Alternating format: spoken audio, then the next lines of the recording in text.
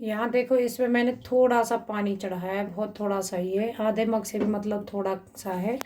इसमें चाय आप जिसमें भी बनाते हो उसमें बना लीजिए, मैं इसमें चाय बना रही हूँ। और इसके नीचे अब मैं गैस ऑन करूँगी क्योंकि अभी मेरी गैस ऑन नहीं है। थोड़ा सा मीडियम पर रखेंगे। ये देखिए मैंने पानी चढ़ा दिया। अब इसमें हम डालेंगे चाय की पत्ती, अपने अकॉर्डिंग आप जितनी भी चाय बना रहे हो, मैं एक ही मेंबर के हिसाब से चाय बना रही हूँ। उसके बाद डाल देंगे हम अदरक। और चाय बनानी नहीं सिखा रही है, लेकिन शक्कर की चाय बनाती कैसी हूँ, फटेगी नहीं आपकी अगर ऐसे बनाओगे, वो मैं बता रही हूँ। अब हम डालेंगे यहाँ पे शक्कर।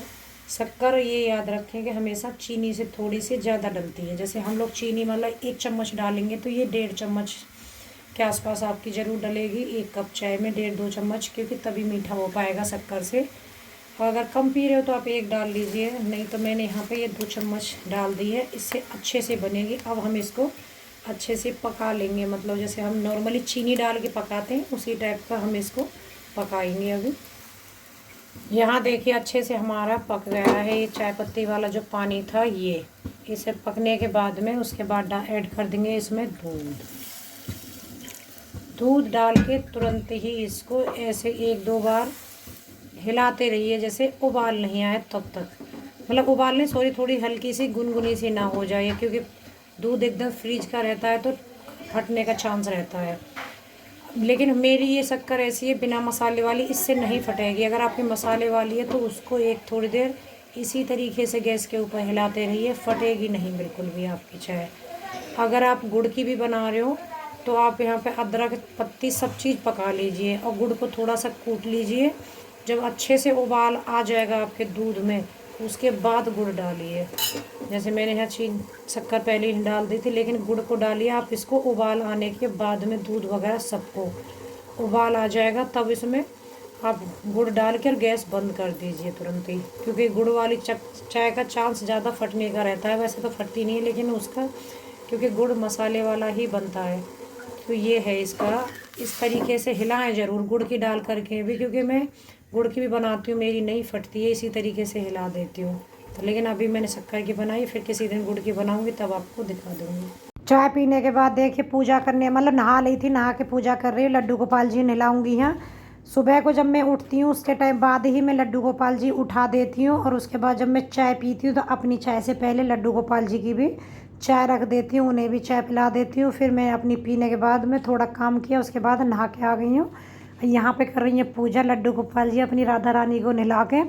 और कपड़े तो आजकल सर्दी हो रही है तो गर्म सर्दियों के ही कपड़े पहनाए जा रहे हैं, गर्मियों के कपड़े मैंने उनके उठा के रख दिए हैं। सर्दियों के कपड़े जो मेरे लड्डू गोपाल जी मतलब पहले वाले थे, उन पर तो बहुत ढेर सारे थे। इनके पास में ये 2 ही जोड़ी है, जो ईशु वहाँ गई थी मथुरा वृंदावन, जो वहाँ से लेके आई थी कपड़े, दोनों के लिए बहुत सुंदर हैं। जो मैं अब पहना रही हूँ ये कपड़े मुझे बहुत अच्छे लगते हैं, और वहाँ से काफ़ी अच्छे मतलब रेट में मिल गए थे। ऐसा नहीं यहाँ पे थोड़े महंगे में मिलते हैं गाजियाबाद में, वहाँ से अच्छे मिल गए थे, तो ईशु वहीं से लेके आ गई थी। किसी दिन दिखाऊंगी मैं आपको वृंदावन से ईशु क्या क्या लाई थी। लड्डू गोपाल जी और राधा रानी की ही शॉपिंग करके लाई वहाँ से। और यहाँ मैंने लड्डू गोपाल जी को नहला दिया, अब मैं राधा रानी को नहलाऊंगी। उसके बाद में पूजा करके जोत वगैरह जलाना है अपना, मतलब सुबह का जो रूटीन होता है वही करूँगी यहाँ पर। Hello hello everyone. तो यहाँ देखिए बर्तन खटका करके तो यहाँ देखो हमारे बनी आज पाव भाजी। यहाँ कुछ मेंबर खा चुके हैं, और यहाँ पे मेरी प्लेट लग के तैयार हो गई है। ये वाली प्लेट और बटर डाल के अच्छी खासी। चलो बैग के बताती हूँ आपको मैं, फोकस कर गया। धनिया की चटनी है, पाव भाजी है, और पाव भाजी हाँ मतलब भाजी है इसमें बटर डाल करके। आप सब भी आ जाइए। एक पिंकू की फरमाइश पे बनी आज हमारे घर पाव भाजी। पिंकू को इतनी पसंद है बहुत ज़्यादा, रात 12 बजे तक सोया नहीं था, और मेरे से क्या बोलता है, मैं सो रही थी मुझे जगा के मेरा पाव भाजी के लिए मन कर रहा है, अब बुआ उठो पाव भाजी बनाओ। इसे ये पूछो रात को कौन पाव भाजी बनाएगा। मैंने कि अब तो पाव भी घर पे नहीं है, मार्केट से मिलेंगे। नहीं बोलता नहीं अभी बनाओ। मैंने कि सारी रात हम पाव भाजी बनाएंगे, सुबह तक बनेगी, फिर सोएंगे कब, बड़ी मुश्किल से सुलाया है। मैंने कि चलो सुबह को बना दूंगी। अब स्कूल से आके खा लिए तब उसको शांति हुई है। तो सबने वैसे खा लिया है, भाई और गन्नू रह गया क्योंकि वो स्कूल गया उसे लेने के लिए। बस उसके बाद वो खा लेंगे, और चलिए मैं भी खा लेती हूँ। सबको खिलाने के बाद में चलते हैं, अब यहाँ बैठ के हम खाना खा लेते हैं। अपनी पाव भाजी, जो कि मुझे भी बहुत पसंद है और उस दिन शादी में भी खा के आए थे, लेकिन इसको फिर भी आज चाहिए पाव भाजी। तो चलो यहाँ हमने फ़ोन सेट कर दिया है।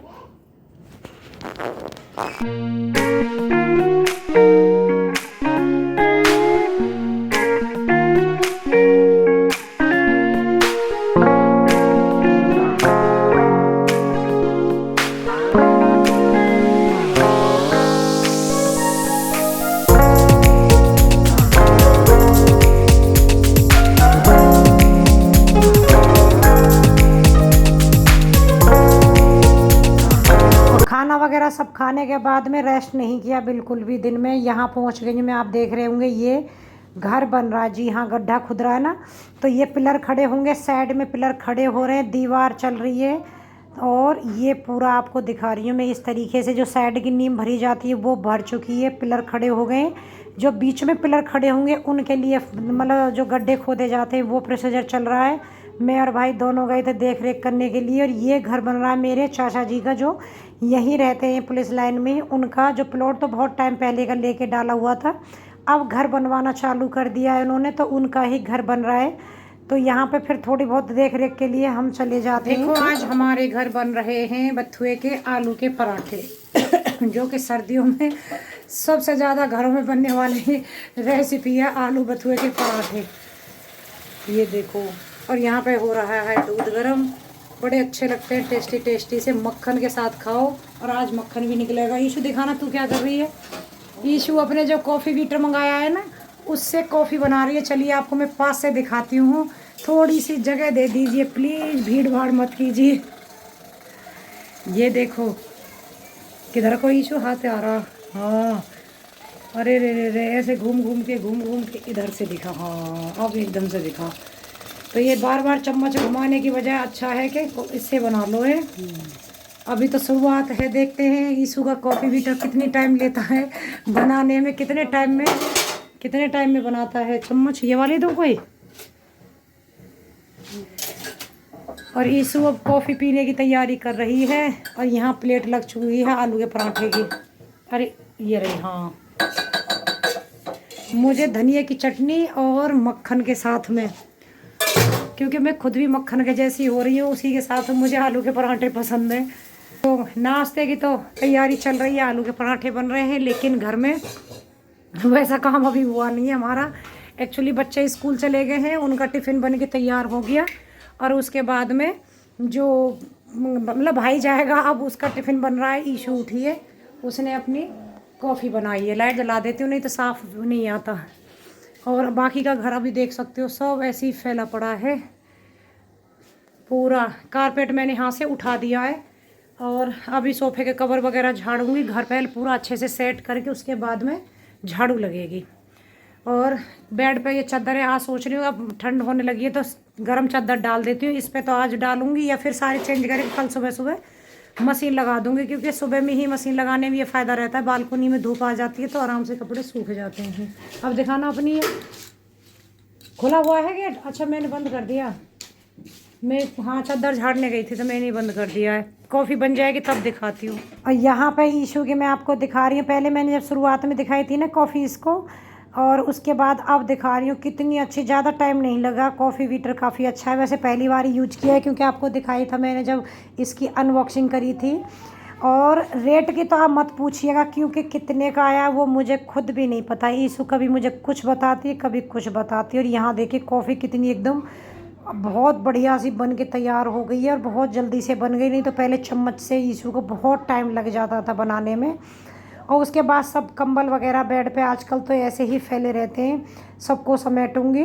क्योंकि गर्मियों में क्या है, नॉर्मली छोटी चादरें रहती हैं तो उनको फोल्ड करके फटाफट से रख दो। और सर्दियों में रजाई कंबल यही काम होने वाला है। और यहाँ पे मैं चादरें पहले चेंज करूँगी। कॉटन वाली जो चादरें इन्हें हटा के अब बेड में रख दिया जाएगा, क्योंकि अब सर्दी तो गर्म वाली जो चादरें हैं वही बिछाई जाएंगी। मतलब ये आजकल तो वैसे ही मार्केट में इतनी सुंदर सुंदर कंबल टाइप की चादरें आ गई हैं। तो बस, और जो घर में आपको दिखाया था चाचा जी ने का प्लॉट, बहुत मतलब मेरा जो भाई ख़त्म हुआ था उसके कुछ टाइम बाद ही ले लिया था। तो बस यही था कि बनाए ना बनाए, बहुत सारी कन्फ्यूजन और मतलब कन्फ्यूजन थी उन सब चीज़ों को मतलब क्लियर करने के बाद में आखिर में अब घर बनना इतने सालों के इंतज़ार के बाद शुरू हो चुका है। जैसे जैसे बनेगा मैं आप लोगों को बीच बीच में आती जाती रहूँगी और दिखाती रहूँगी। वो कमरा उधर मैंने अरेंज करके सेट वेट मतलब सब कर दिया है। यहाँ पे गीता कंबल की तय लगा रही है और इसकी भी चादर है अभी कॉटन की, वो भी चेंज करी जाएगी। और यहाँ आप देख सकते हो ये बन रहा है ईशु के लिए उपमा, क्योंकि ईशु ने आलू बथुए के पराठे खाने बिल्कुल मना कर दिया। तो यहाँ मैं उसके लिए उपमा बना रही हूँ। कह रही मम्मी मैं नहीं खाऊंगी पराठे, बहुत हैवी हो जाएंगे। और वैसे भी मैं जिम जा रही हूँ तो मेरे लिए बना दो उपमा। तो यहाँ मैंने उपमा बनाया। वीडियो पसंद आए तो लाइक शेयर सब्सक्राइब ज़रूर कर दीजिएगा।